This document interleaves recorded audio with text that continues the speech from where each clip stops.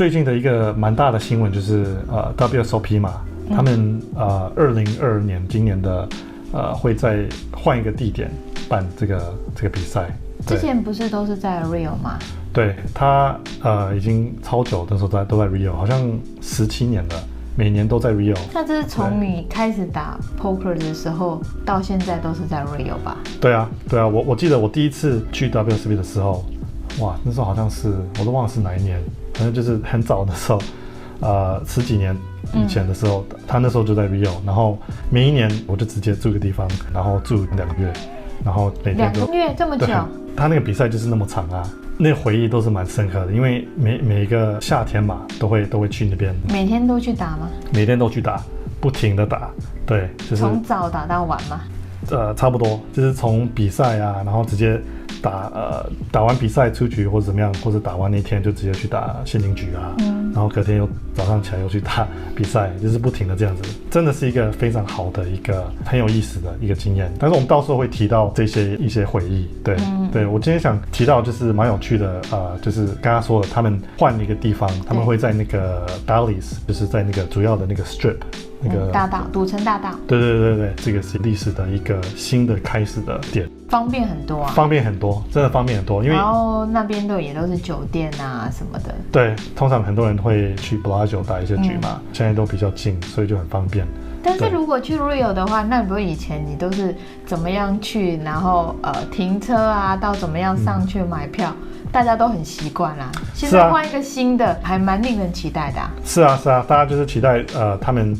这个新的这个 location 会变成什么样子？因为就像你刚刚说的，每一个 summer 的时候，就是去那边，然后不管你是坐车还是开车到那个停车场，就是全部的 parking lot 就全部满的车，然后走路到那个后面 WSOP 的那个 entrance 是从后面进去的，然后排队买票啊，那些经验就是大家都很深刻的。每一年对，其实他们的那个历史，这个 WSOP 的历史是蛮有趣的，因为其实在 Rio 之前。不在 Rio 办，他们最早的时候，那个时候是在那个 Downtown Las Vegas，像那个老街那个，对，那个时候是1970年的时候，那个时候只有7个人参加。7个人，那不就每个人都可以进圈圈吗？第1名到第7名都可以进去？没有，因为那个时候他的那个结构不一样。然后那时候有个玩家叫 Johnny Moss，他就是一个传奇的一个扑克人，然后他拿到那个冠军，然后自从那时候就开始。越来越多人参加这个比赛，每一年很有名的另外一个玩家，大家都知道，就是那个 Doyle Brunson， 大家都叫他 Godfather Poker， 扑克教父。对，扑克教父。真的有人这么叫他吗？他的 nickname 就是这个对啊，因为大家都就是尊重他，因为他是最早的，就是那时候 WSOP 刚开始的时候，他就是有拿到好像2年的冠军，最早的时候到现在。都最近这几年都还在打这些比赛，还在打这些比赛。他几岁了？快90吧。对，他超老的，好厉害哦！有趣的是，他很早的时候有写一本书嘛，叫 Super System。这一本书之后有更新，有第2个版本。我刚开始打 poker 的时候有买这本书，然后我记得那时候因为刚开始在学嘛，这本书就是读得非常非常的仔细，就是很认真在那边看。那你有做笔记吗？那时候有那个 bookmark， 就是指那个书签，对，记录一下，就是哪个比较重点啊？是，那时候内容很少嘛，所以大家都会觉得这本书就像 Poker Bible 教科书，对，教科书，应该可以算说它成为一个在 Poker 界的算是最有影响力的一个人。对，那时候的那个 WSOP 只有7个人嘛，我们刚刚说了7个人到。像去年2021年的main event 最后一次在 Rio， 好像有超过6000多人，就是从那个时候到现在越来越受欢迎。我不知道大家有没有看主赛的 George Holmes， 他就是那个拿 runner up 的，那 runner up 就是拿第2名的玩家。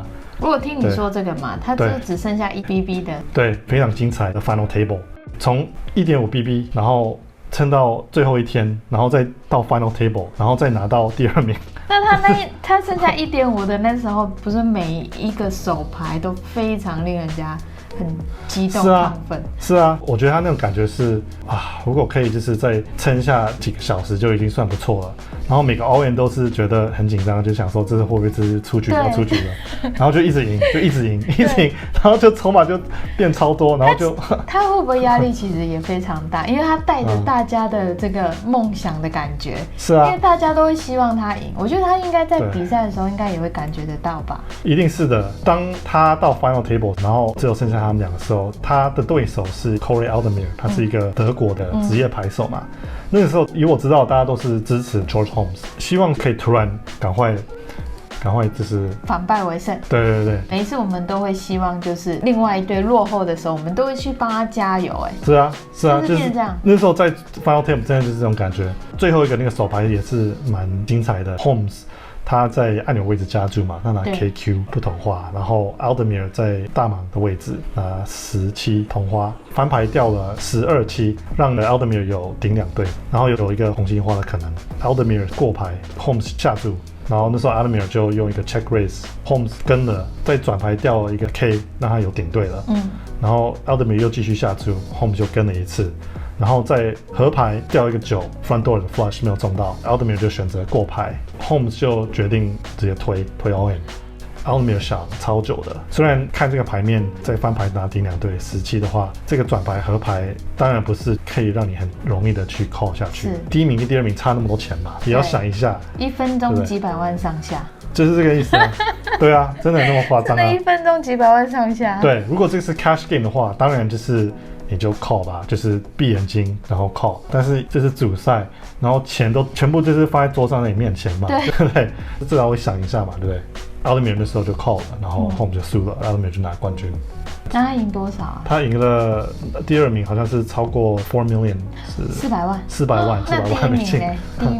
第一名好像是2倍。对，好厉害哦！我觉得他每一个决定应该都是非常的深思熟虑、很正确的做决定。对啊，他们那时候打 heads up 的时候就是这种感觉，他们在想的就是他们想对手到底是在想什么。到 heads up 的时候，真的就是像一个心理游戏了，你只剩下一个对手了，对不对？你就要打过他，你就可以拿到冠军了。有一点像是你人生中要决定一个很大的事情，然后在你短短的时间内，你就要想出答案嘛。对，我人生还没有遇过这种，就是要一个很大型的思考的。是啊，但是很多人这个梦想就是打到 final table， 然后有这个经验。真的很精彩。我记得你那时候也有打到最后的那个直播桌嘛？对，那个是2019年的主赛打到最远的时候 ，Day 5快要结束的时候，我就被叫上去嘛，那个主要的那个桌子，直播桌。对，然后那时候我其实不好意思上去，因为叫我上去的时候我已经快没有筹码了。那时候我就想说，要不要跟他们讲说，你可以选别人，我不想要就是一上去然后就是出局了。对啊，真的这样子啊，大家的玩家的码量都超多的，就是我是最短码。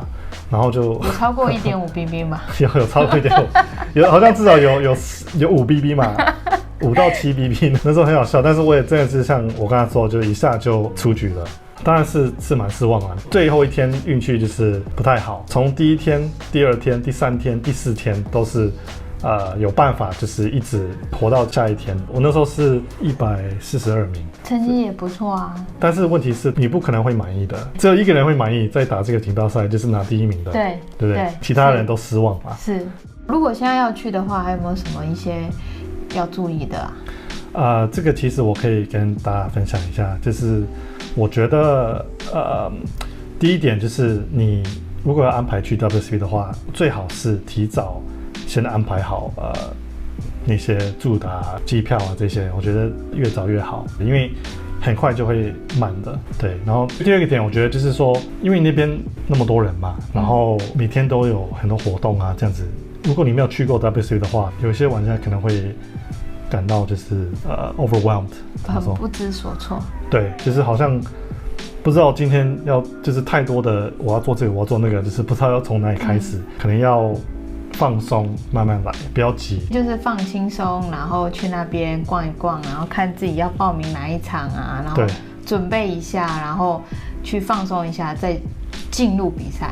对，现在的报名的方式比较容易多了啦。之前是真的要就是排队啊，然后排很久啊，然后比较慢，但现在都可以用手机可以报名，他们有 app，他们现在就是有那种那个 kiosk 叫什么，就是像机器，然后可以直接买票。对，所以其实现在容易多了。我觉得第3个点就是，不管是像睡觉的习惯啊，或者吃东西的习惯啊，我觉得都要多注意，让自己有多一点的精神可以去打这些比赛。虽然真的是在那边只会打非常多的 poker， 但是你就是要找一个办法，就是调整自己的心理，好好休息，然后去参加比赛的时候就是好好的打。没有拿到什么成绩的话，也不要太失望。一定要调整好自己的作息啊，然后吃的健康，然后用最好的状态去打比赛。对，那赛程也不要排得特别满，就是说尽量是最好的状态就对了，不要每个比赛都去参加，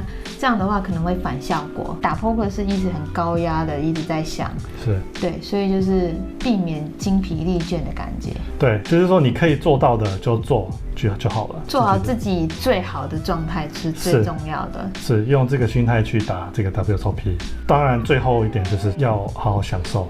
这是当然是最重要的一点，我觉得去 WSOP 就是去享受及体验这个经验。那我们今天的 WSOP 的话题，我们今天就讨论到这里。